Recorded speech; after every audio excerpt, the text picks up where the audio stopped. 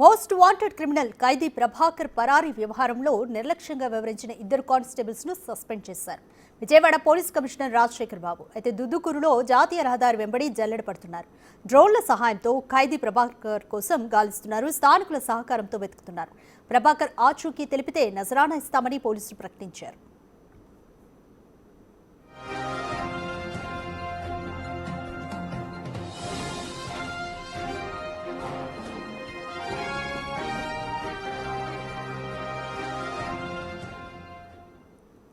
More details మా ప్రతినిధి సాగర్ అందిస్తారు. సాగర్, క్రిమినల్ ఖైదీ ప్రభాకర్ తప్పించుకున్నాడు. దీనికి సంబంధించి ఇద్దరు కానిస్టేబుల్స్ ని కూడా సస్పెండ్ చేస్తూ చర్యలు తీసుకున్నారు. కంప్లీట్ డీటెయిల్స్ ఏ విధంగా ఉన్నాయి? Most wanted criminal Battula Prabhakar తప్పించుకున్నాడు. రాజమండ్రి సెంట్రల్ జైలు నుండి నిన్న విజయవాడ తీసుకెళ్లారు పీటీవారింటి పోలీసులు.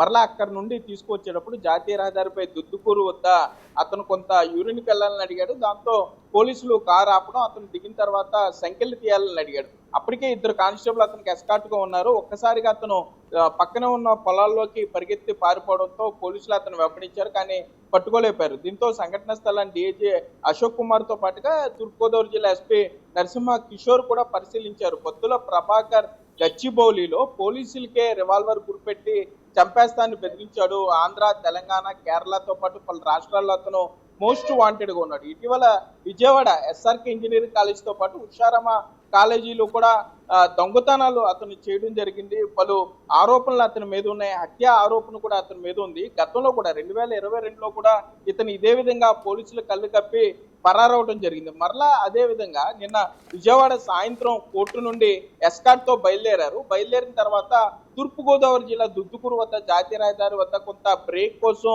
పోలీసులు ఎస్కార్ట్ అక్కడ ఆగటం జరిగింది. ఆగిన వెంటనే ఒక్కసారిగా వారు కళ్ళుగప్పి ప్రభాకర్ పారిపోవడం జరిగింది.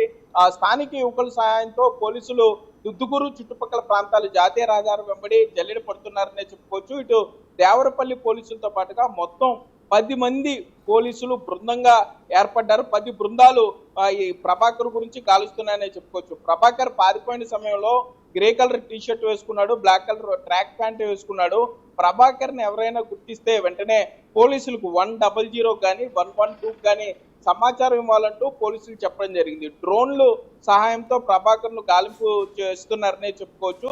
దుద్దుకూరు అతను పోలీసుల కస్టడీ నుండి పరారైన ప్రాంతం నుండి సుమారు 15 కిలోమీటర్ల మేర ఇటు డాగ్ స్క్వాడ్, అటు డ్రోన్ల సహాయంతో పోలీసులు స్థానికుల సహకారం కూడా తీసుకుని అతను వెతుకులాట ప్రారంభించారు. కాబట్టి అతను పారిపోయి ఇప్పటికే 12 గంటలు దాటిపోయింది. ఇంకా అదే ప్రాంతంలో దాక్కుని ఉన్నాడా, లేకపోతే జాతీయ రహదారి కాబట్టి ఏదైనా వాహనం ఎక్కి ఎటువైపు వెళ్ళిపోయి ఉంటాడు అనే దాని మీద కూడా పోలీసులు పూర్తి స్థాయిలో దర్యాప్తు చేస్తున్నారు. జాతీయ రహదారి వెంబడి ఉన్నటువంటి జాతీయ రహదారి మీద ఏదైతే సీసీ కెమెరాలు ఉంటాయో ఆ ఫుటేజ్ ను కూడా పోలీసులు పరిశీలిస్తున్నారు. మరోపక్క ప్రభాకర్ గతంలో ఎక్కడైతే షెల్టర్ తీసుకున్నాడో ఆ కుటుంబాలు, అట్లాగే ప్రభాకర్ స్నేహితులు, ప్రభాకర్ కుటుంబ సభ్యులను కూడా పోలీసులు విచారిస్తున్నారనే చెప్పుకోవచ్చు. మరోపక్క విధుల్లో నిర్లక్ష్యంగా ఉన్నారంటూ ఇద్దరు ఏఆర్ కానిస్టేబుల్ ను విజయవాడ పోలీస్ కమిషనర్ రాజశేఖర్ బాబు సస్పెండ్ చేయడం జరిగింది.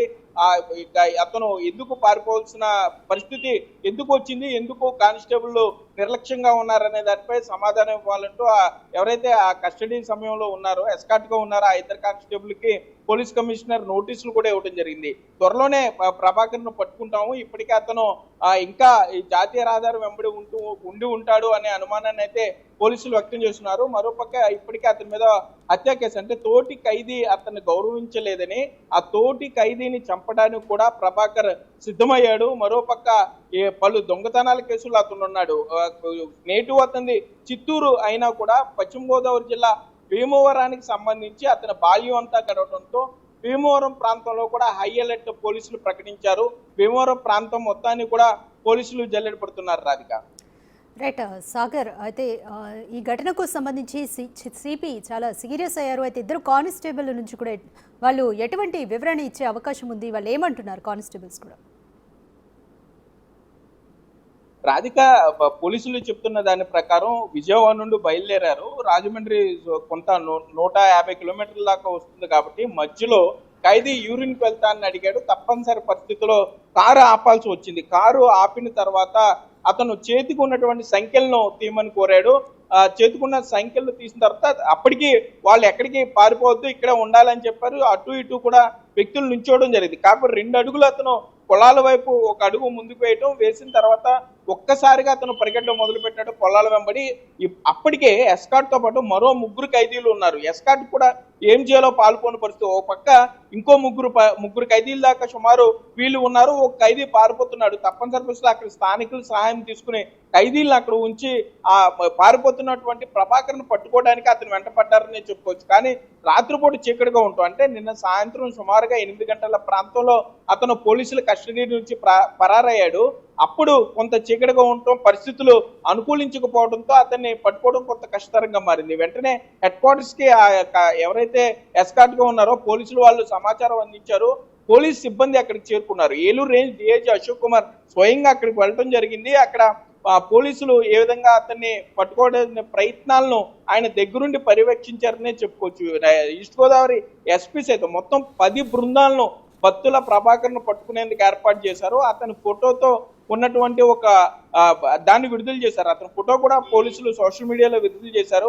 బత్తుల ప్రభాకర్ ఆచూకీ తెలిపినా అతన్ని పట్టించినా కానీ మంచి పారితోషికం ఉంటుందని ఇప్పటికే సోషల్ మీడియాలో ఈస్ట్ గోదావరి పోలీసులు పెట్టడం జరిగింది. మరోపక్క బత్తుల ప్రభాకర్కి సంబంధించినటువంటి కాంటాక్ట్స్, గతంలో అతను ఎవరిని కలిశాడు, ఎవరితో మాట్లాడాడు అనే దాని మీద పూర్తి స్థాయిలో వెరిఫై చేస్తున్నారు. ఇటు భీమవరం సంబంధించి అతనికి కొంత అక్కడ తెలిసిన పరిస్థితులు ఉన్నాయి కాబట్టి భీమవరం వెళ్లే అవకాశం ఉందన్న అనుమానంతో ఒక బృందం భీమవరంలో కూడా అక్కడ జల్లెడి పడుతున్నారు. ఇటు విజయవాడ, గుంటూరు పరిసర ప్రాంతాలు జాతీయ రహదారి వెంబడి విజయవాడ నుండి దుద్దుకూరు వరకు జాతీయ రహదారి వెంబడి కూడా పొలాల్లో కూడా పరిశీలిస్తున్నారు. ఇప్పటికే అన్ని పోలీస్ స్టేషన్ పరిధిలో లుకౌట్ నోటీస్ ఇచ్చారనే చెప్పుకోవచ్చు.